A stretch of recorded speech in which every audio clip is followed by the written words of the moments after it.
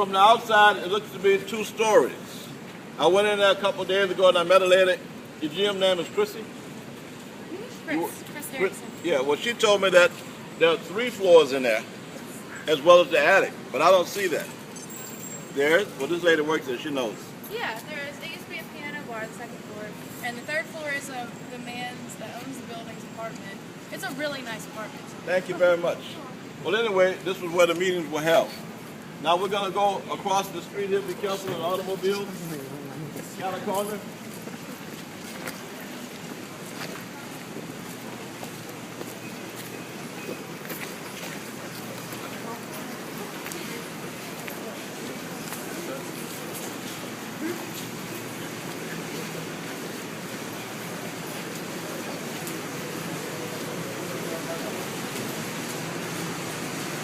How much this is coming out? Hotel St. Helene. Helena.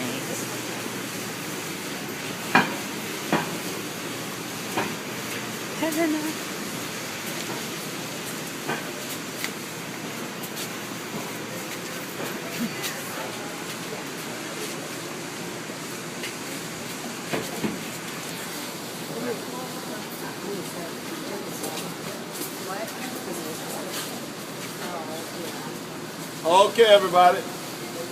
This is the New Orleans Pharmacy Museum. It was constructed way back in 1723, 65 years before the French Quarter burned. The majority of the French Quarter burned one time ago, well, twice before. But this place was just constructed for a doctor by the name of Dr. Louis Caputo. He practiced medicine here for some 33 plus years, 35 to be exact. He passed away. The place lay vacant for some 2 or 3 years. After that, a doctor by the name of Dupas took over. Now, if we were able to meet Dr. Dupas today, we would call him a quack. He was a mad scientist. Back then, during the time of the antebellum era, young white men that had affairs outside of their race would sometimes get the slave girls and the Indian girls pregnant. And because they didn't want that in their family, they would come to Dr. Dupas, who would perform, at that time it wasn't called an abortion, but that's what he'd do. Sooner or later the word got around, and more of the young guys were bringing the slave girls and Indian girls here, most of the slave girls. And work started piling up and a lot of girls were passing away. It got to the point that he had too many bodies in there. He then cut a hole through the 2nd floor.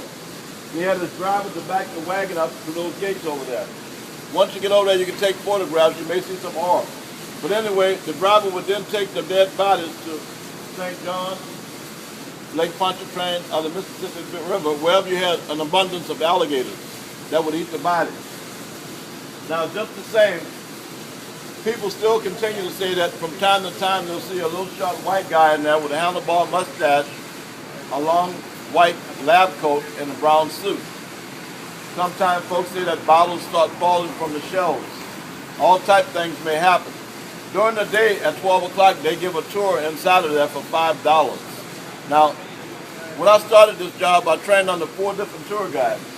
Each one of them told a different story, so I have to go to these places and ask the people inside just to get the skinny of it. Other than that, you all will come over here and you take as many photographs, but before you look in there, that top floor there is tiers. It comes down. When we get to the end over here, you'll see where he jumped from and you can start snapping. But right now you can take at least like 3 in a row with your flash, non-stop, and don't erase anything because sometimes you have to go home and download your film and blow it up to see something. You get silhouettes sometimes you get faces, profiles, and just blurs. It depends.